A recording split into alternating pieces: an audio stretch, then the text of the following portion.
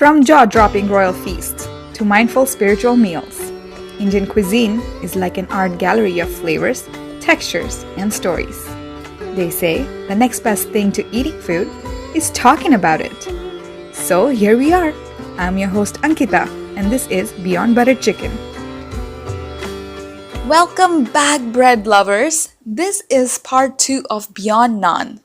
This episode, we will take a look at different Kashmiri breads, bread culture of Goa that is inspired by the Portuguese, and conclude with the story of bao.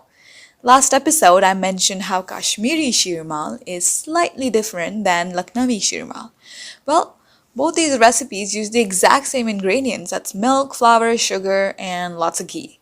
However, in Lucknow, shirmal is baked and brushed with cardamom and saffron and melted ghee. Sometimes kevra water is also added, or an ittar or a perfume is also added.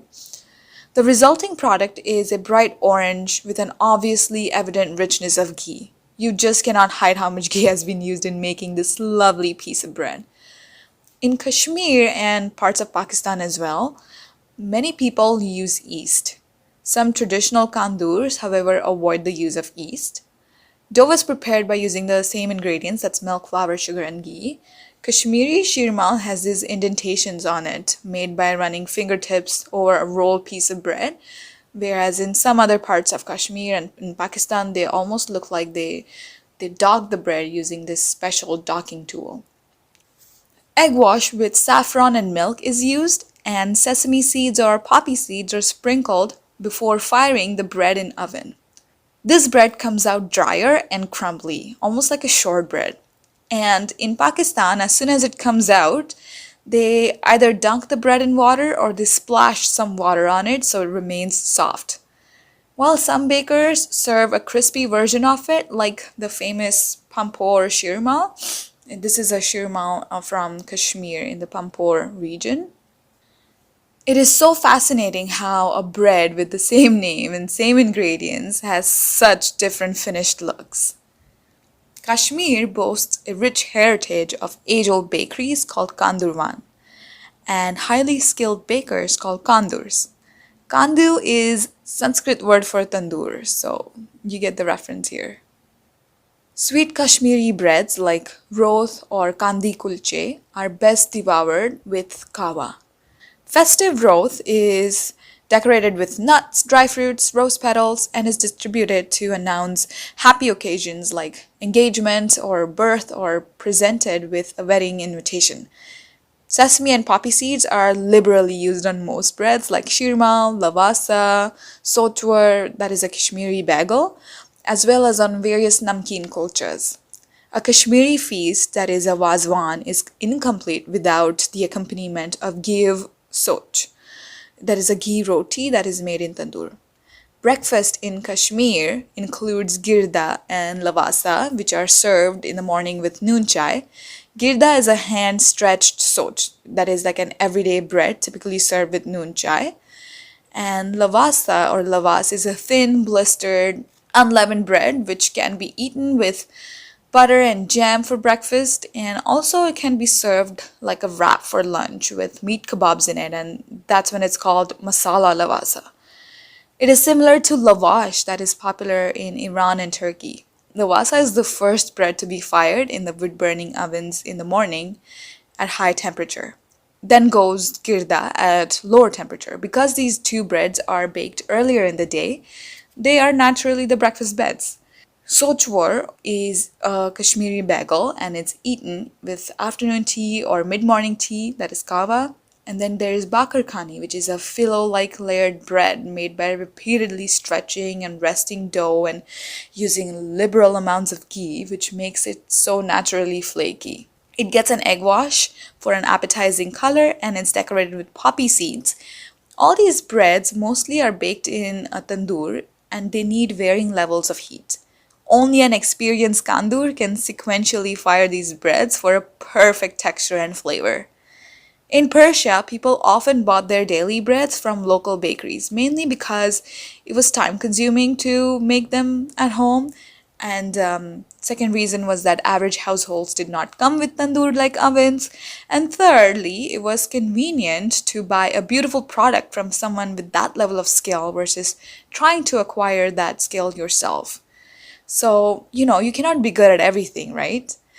Back in the day, this is how small villages and towns evolved. Different people with different skills exchanged their craftsmanship and their products for those of others.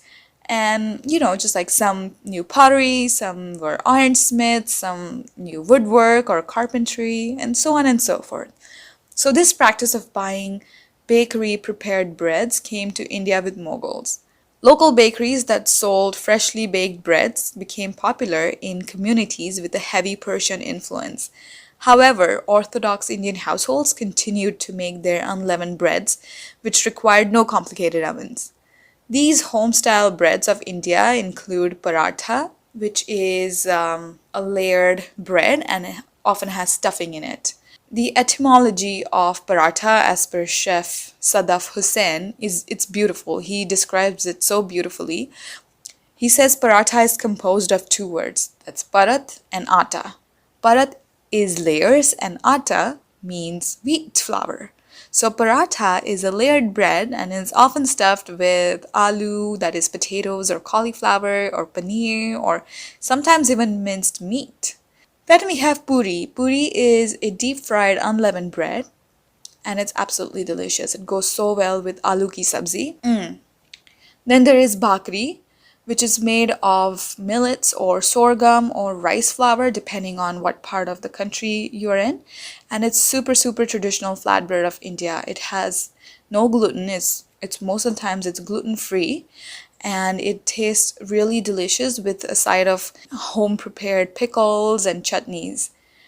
Breads like roti, fulka, chapati are more or less similar. They are thin flat breads that are made of whole wheat flour, that is atta.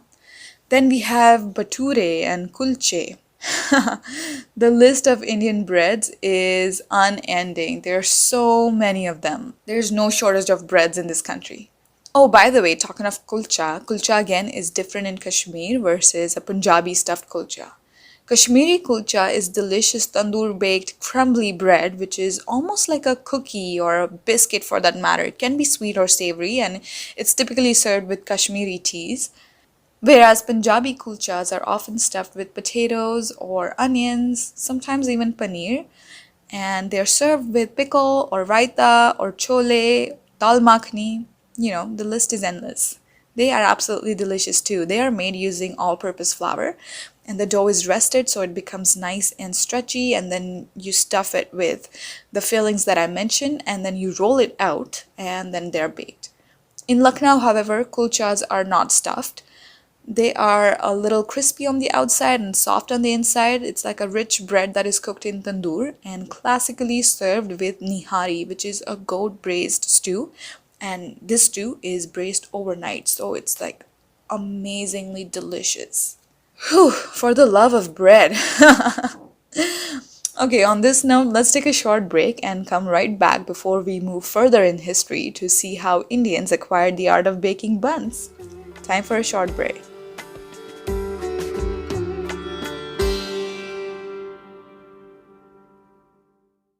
Some conversations are worth tuning into. So why not share with Anchor's free all-in-one podcasting tools and make it easy to turn your video calls into audio that you can edit and distribute everywhere podcasts are heard.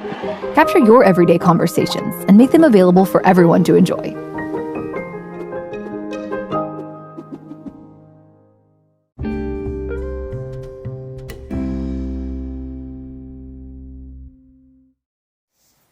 And we're back. We haven't yet figured out how the Parsis learned to bake pav or buns. So let's take a look at that.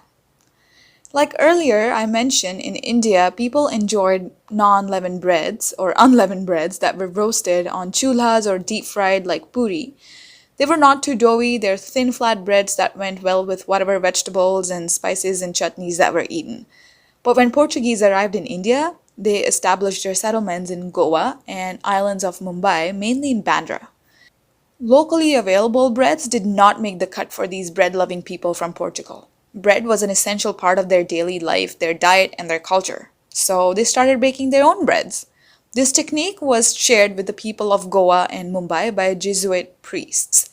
When these communities were converted to Catholicism, bread became an important part of their diet as well, which was now served with traditional curries. I am going to read a little paragraph from Colleen Taylor Sen's book, Feasts and Fasts, A History of Food in India. Here's what Colleen writes. Wheat bread was part of every meal at Akbar's court. A large bread similar to modern naan was baked in an oven. A small thin bread, which sounds rather like the modern chapati, was cooked on an iron plate. The 17th century French traveler and writer Francois Bernier, who served as a physician to the Mughal royal family, admired many aspects of Indian life but not its bread, which he wrote, while occasionally good, can never be compared with pain de gonesse and other delicious varieties to be met with in Paris. He attributed this inferiority to the poor quality of Indian ovens. In Goa, pao and other leavened breads use toddy for fermentation versus yeast. Thus, they acquired a tangy flavor and that chewy texture that paired perfectly with spicy curry sauces. Today, toddy is replaced by yeast and sometimes sourdough starter as well, or maybe both are used. But toddy is a little too expensive in today's date, so yeah, yeast and sourdough starter is quite economical. Due to the increasing popularity of oven-baked breads, small bread shops sprung up in Goa that specialized in Goan Portuguese style of breads like pao, or there's katri pao or butterfly pao, or there's poi, which is a very famous Goan bread. Then there is kankan, which is a Goan bagel. Podeiros is a Goan word for bread makers, after the Portuguese word padeiro. So these podeiros start their wood-fired ovens as early as 12 a.m. and they begin baking their breads for the day. Before the sun rises, their breads are ready for breakfast. Then they beautifully arrange their products in these baskets for sale, and with a classic old-fashioned bicycle horn, they go door to door every day, covering the same route selling their breads. Today, motorbikes and cars have replaced these old bicycles and horns, but the product is still the same and it's made using the exact same recipes. Mumbai loves a good, soft, freshly baked pao. Parsis acquired the technique of baking delicious breads from the Portuguese Jesuit priests and then turned that skill into a business. Pao was cheap, easily available from bakeries, and filling. It paired well with almost anything. It became people's choice of bread in no time. It was cheap, it was delicious, and it tasted really good with almost all the spicy curries and meaty stews. Stuff any local item into this pao to make a sandwich, or serve it hot with curries and stews to make a complete meal out of it. Mumbai thrives on pao. It is a huge part of Mumbai street food.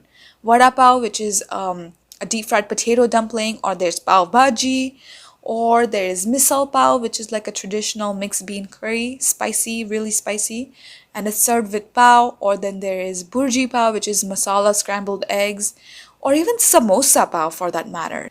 So yeah, almost everything and anything went well with pav. We are a bread-loving species. We evolved eating and loving bread, and that's a fact. I truly love all kinds of bread. And I absolutely mean it. I'm not saying just for the heck of this podcast. I really do love bread. And that is all I got to say about our dear humble bread that exists all over the world in so many different forms. Thank you so much for listening to my bread story. This was such a fun episode, and I don't know about you, but I am definitely hungry now. If you have similar interesting bread stories or facts, feel free to share them with me. Please share this episode with your friends and family and keep following us for more such fun, amazing episodes and to learn more about Indian food that is beyond butter chicken.